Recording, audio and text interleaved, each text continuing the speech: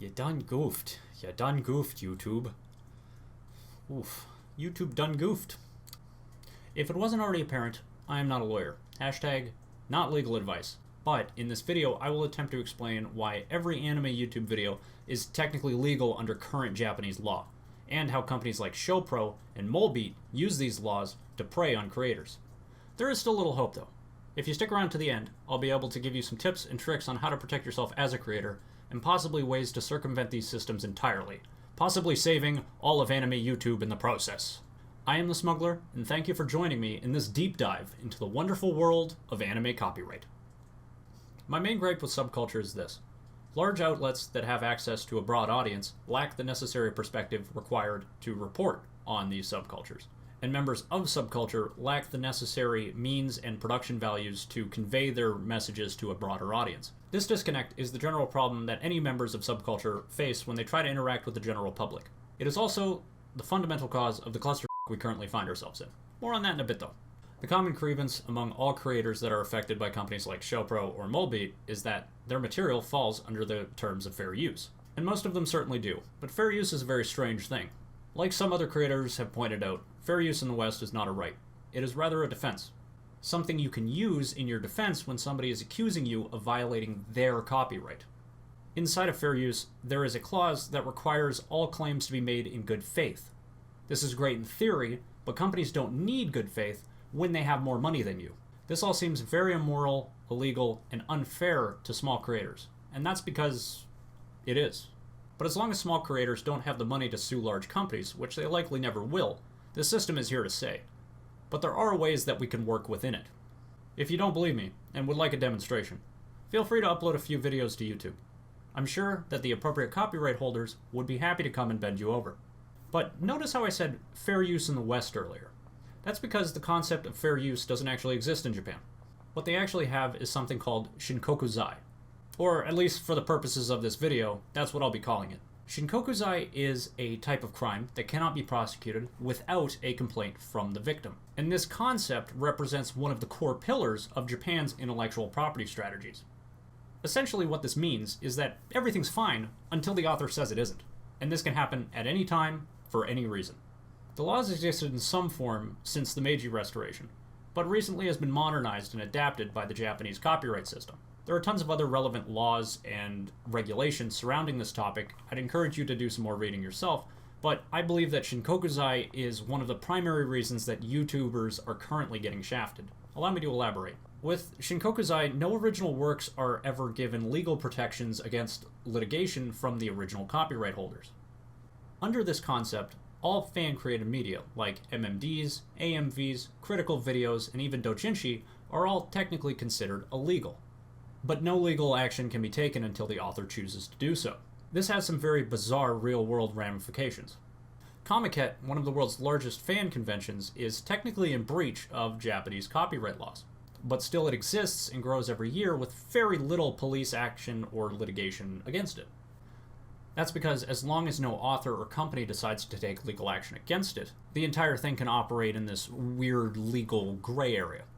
So how is this possible, and how does it make sense that Japanese creators can make anything with impunity while Western YouTubers are getting shafted?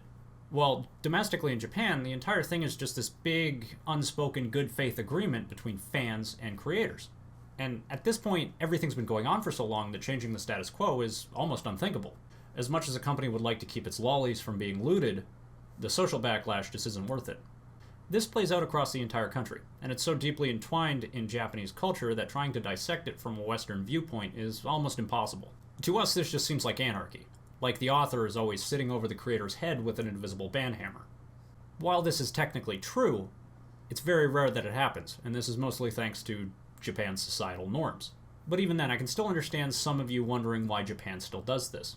Wouldn't it just make sense for them to adopt fair use instead of their current system, which is an absolute clusterfuck? While the current system is heavily scrutinized internationally, fair use presents a lot of issues from the Japanese perspective. Some of the major reasons that Japan rejects fair use is as follows. Most Japanese companies have a high awareness for compliance with laws and regulations, and have an aversion to litigation. They place an emphasis on the clarity of provisions rather than on provisions that can be flexibly interpreted, such as fair use. There's also the likelihood that the cases of copyright infringement due to negligence would increase if a highly flexible system such as fair use is introduced, considering the public's insufficient understanding of Western copyright. Even if a lawsuit is filed and won, since there are no statutory damage systems, bringing a dispute to court is often not worthwhile, and therefore copyright holders in Japan tend to hesitate to file a lawsuit against copyright infringement for financial reasons. So while the current system of Shinkokuzai isn't ideal, the current corporate and legal systems are already built to handle it. It's not an understatement to say that changing anything would be a significant cost to both companies and society at large. Plus, the actual system works pretty good for Japan domestically. If fair use was adopted, the potential ramifications on even something like the doujin industry could be disastrous. And while Japanese society at large may think that otaku are a bunch of perverts, the anime economy and doujins both represent a fairly significant portion of Japan's GDP. Not exactly something that a government wants to mess with. So where does that leave us? Well, while things work out fine in Japan, this entire system is actually incredibly ethnocentric and discriminatory towards foreigners. That mostly comes down to a lack of understanding on our part and theirs. The problem lies not with Shinkokuzai, but more how it reacts with Western sensibilities and the concept of fair use specifically. This is how we end up with the ShowPro situation. Back when the DMCA system was introduced, Molbeat and companies like it started fraudulently claiming videos. Myself and everyone else was very surprised that companies were willing to do something that was so blatantly illegal. But that's the thing. It's not technically illegal. For them, anyways. And that's where things get interesting, if not a little sinister.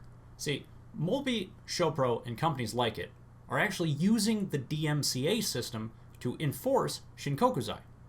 While the system was intended to dispute copyright under the terms of fair use, what YouTube has actually created was a massive invisible ban hammer for Japanese companies to enforce Shinkokuzai. The modern DMCA system was actually seen as a very logical solution to the problems that YouTube was facing at the time. The unintentional side effect of this was that we literally gave Japan the most powerful tool in the world for enforcing their own copyright systems internationally. And this intentional misuse of the DMCA system by Japanese companies is exactly what every creator has been suffering with for the last several years without ever understanding why. If you think that's crazy, just wait. It gets even better. The rules of fair use state that you have to make a claim in good faith, but that doesn't apply to a country that's playing by different rules.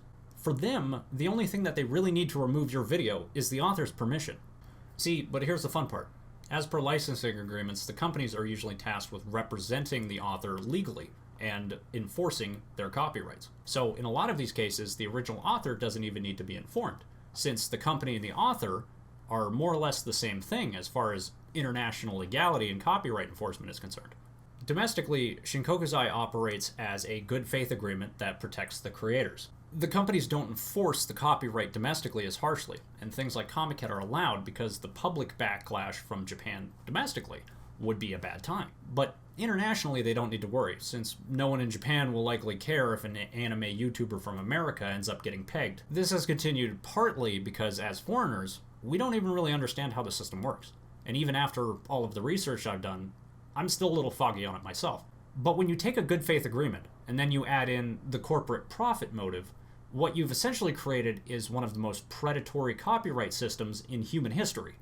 Anyone creating Japanese-related content has always been in the jaws of this horrible monster. It's just that up until this point, the Japanese companies had to go through the DMCA system in order to enforce this. This allowed you to just dispute the copyright claim and get on with your life, but this definitely rubbed the Japanese companies the wrong way. What creators like Suede have encountered is actually the first version of a purpose-built Shinkokuzai takedown system. This new system will likely ensure that Japanese companies can enforce their copyright directly and on their own terms. The days of automated copyright claims from Molbeat may actually be coming to an end, just because a system like this would work so much better for those companies. Make no mistake though, this isn't really a fair use issue. In the eyes of the Japanese law, fair use doesn't really exist. And with the societal pressures to maintain the status quo, it likely won't exist for quite a long time. Now, I may sound pessimistic, but the Change.org petitions are unlikely to do anything.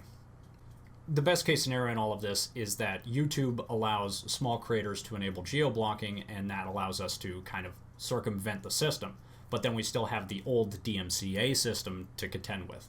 Essentially, we would just be going back to the way things were. Just keep in mind that people have been complaining about this stuff since the inception of the DMCA system, and YouTube hasn't done anything to remedy the issues. Quite the opposite. A direct takedown system like the one used on Swage's channel can only be implemented with the cooperation of YouTube. So we're unlikely to get any help with this one. YouTube is likely already in the bed with the Japanese companies working behind the scenes to make this easier to do. In my previous videos on Anime Copyrighted, I suggested ways that you could edit the video to bypass automated takedown algorithms that were being employed by companies like Molby. But for this kind of system, that's not going to work anymore. In fact, it's unlikely that any method to avoid copyright will actually work because a vast majority of them are predicated on the fact that fair use is a thing that you can use in your defense. So, to be completely clear, no currently available guides on copyright will actually protect you from this system. It's just not going to work. A Japanese person is likely watching the video, taking your information, and walking down to the courthouse and filing a lawsuit. So, what can you do? I'm going to be completely real. I definitely don't like what's happening, but you should do everything you can to protect yourself and your work. For any anime YouTubers that are currently making videos, my advice is as follows. If your channel is decently sized but not big enough to have geo-blocking enabled, then consider joining a multi-channel network. This isn't ideal, but until they enable geo-blocking, this might be your best recourse. Number 2, you're going to want to get good on camera. Any anime clips of any length, even screenshots or still images, can be claimed under this system. This also applies to manga, light novels, music, anything that is Japanese media, except for video games. And that last one's an important distinction, because under Japanese copyright laws, video game commentary and reviews are actually exempt from this to a certain extent, because playing the video game and watching somebody play the video game are legally not considered the same thing. But watching a video about an anime that's meant to be watched, that's kind of the same thing, or at least that's my understanding. So video game channels should be fine. Now, you may think this is dumb, like who wants to watch a video with a talking head and no anime clips? But keep in mind, if this actually pans out, then the face of anime YouTube is going to be changing, and people are going to have to get used to it. Large creators like Gaguk and Mother's Basement might actually pivot to talking head videos if they see this as a credible threat to their channel. While even some media criticism is still bannable under the Shinkokuzai system, it's a lot harder for a native Japanese speaker to verify that you're tearing an anime a new asshole than it is for them to just look at the clips you're editing in your video.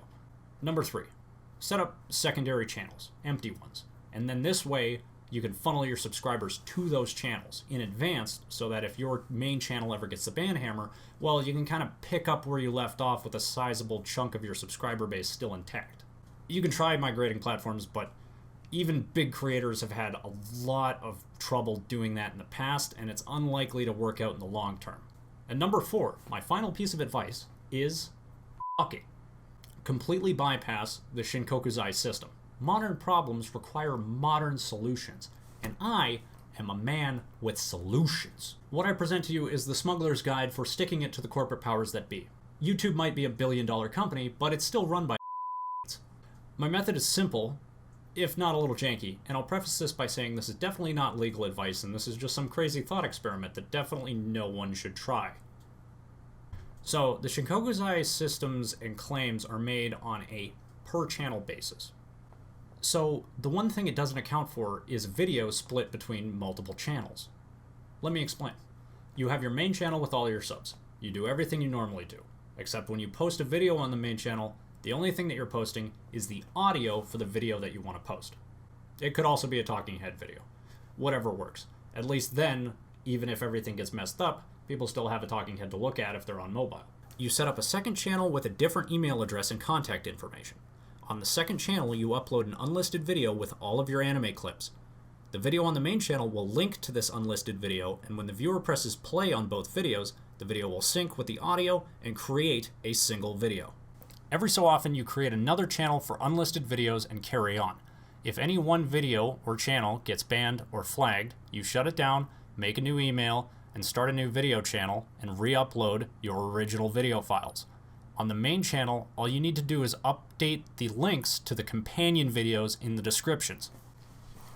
This is all a little awkward and a little inconvenient for viewers, but even if somebody's on mobile, worst case scenario, what they get is a talking head video, which would be more or less the same thing that you'd be giving them anyways under this new system. Having multiple accounts doesn't violate YouTube's terms of service, and to my knowledge, only duplicate videos are banned. Giving them separate email addresses will separate them from each other, logically. At that point as well, the companies would have to track the traffic from the secondary videos to the primary channels in order to make a connection, and it's very unlikely that they would go through the headache of doing so. Also, I don't believe there's any stipulation in YouTube for the creation of companion videos. I'm not sure how this would actually work in practice, I'd have to see it, and it's likely that at some point YouTube or the Japanese companies would find a way to counter this. But by that point, I should have a new idea. If this seems like a lot of work, that's because it is. But if direct takedowns become the norm, a system like this is going to be the only way that we can have our cake and eat it too. And of course, if YouTube actually rolls out geo-blocking, then we can kind of just go back to the way things were with the broken DMCA system. The lesser of two evils at this point. But in the meantime, if you're scared of losing your channel to these guys, a system like this might be able to give you that stopgap you need until YouTube either figures something out or we just move on from this whole thing like the horrifying nightmare it actually is. But again, this was just a crazy thought experiment, not legal advice, and nobody should do it. Years ago, I made some very terrible videos on how to avoid anime copyright and mole beats specifically. Despite how bad they were, hundreds of people still watch these videos every month. At the time, it was the best I could do, but in light of recent events, I couldn't think of a better time for a follow-up. A lot has changed since then, and over the years, a lot of creators, both large and small, have reached out to me to thank me for making those videos and helping them out. I would like to thank you for continuing to make content despite being inside of a system that seems increasingly against us. So, with all of that said, until the next anime apocalypse, this was the Smuggler, signing off.